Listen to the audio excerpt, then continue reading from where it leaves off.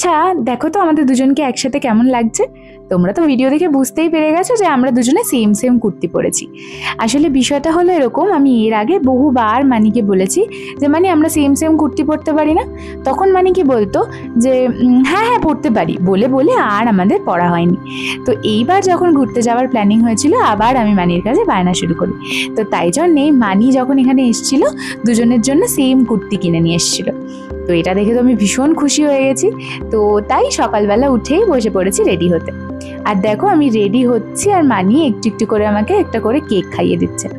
এই জিনিসটা জানো তো আমি ভীষণ মিস করি। যখন আমি অফিস করতাম বিয়ের আগে তখন প্রায় সময়ই এরকম হতো যে আমি রেডি হতে গিয়ে আর খাওয়ার সময় পেতাম না, আর ডেইলি মানি আমাকে ভাত মেখে খাইয়ে দিত। তো এখন যতই লেট হয়ে যাক, খেতে সময় নাই পাই না কেন, কেউ নেই খাইয়ে দেওয়ার, এখন নিজেকেই খেয়ে নিতে হয়। তো যাই হোক, দেখো তোমাদের সাথে কথা বলতে বলতে অলমোস্ট আমি পুরোটাই রেডি হয়ে গেছি। এবার চলো বলি আমি কোথায় যাওয়ার জন্য রেডি হচ্ছি।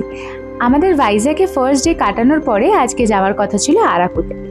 তো আরাকুতে যাওয়ার ইচ্ছে ছিল আমাদের ট্রেনে, কিন্তু ওই যে আমাদের সব কিছু তো আর একসাথে ঠিকঠাক হবে না বলে তো মনেই থাকবে না ট্রিপটা। যাই হোক, তো আমরা ট্রেনের টিকিট পাইনি, তো সেই জন্য আমরা একটা গাড়ি বুক করেই যাচ্ছি। তো অ্যাজ ইউজুয়াল সকালবেলা উঠে আমি তো আবার মেকআপ করা শুরু করেছি। মেকআপ টেকআপ করে নিয়ে এবার বেরোবো। দেখো অলমোস্ট আমি পুরোটাই রেডি।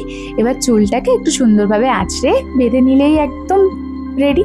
আচ্ছা তোমরা কারা কারা আমার লং ভিডিও দেখো, তাহলে তারা কিন্তু অবশ্যই আমার লং ভিডিও ফলো করো, তাহলে বুঝতে পারবে যে আজকে আমি আরাকুতে কোথায় কোথায় ঘুরতে গেলাম আর কতটা মজা করলাম।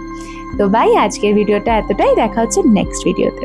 আর আমার ফাইনাল লুকটা কেমন লাগছে এটা কিন্তু অবশ্যই আমায় কমেন্ট করে জানাতে ভুলো না।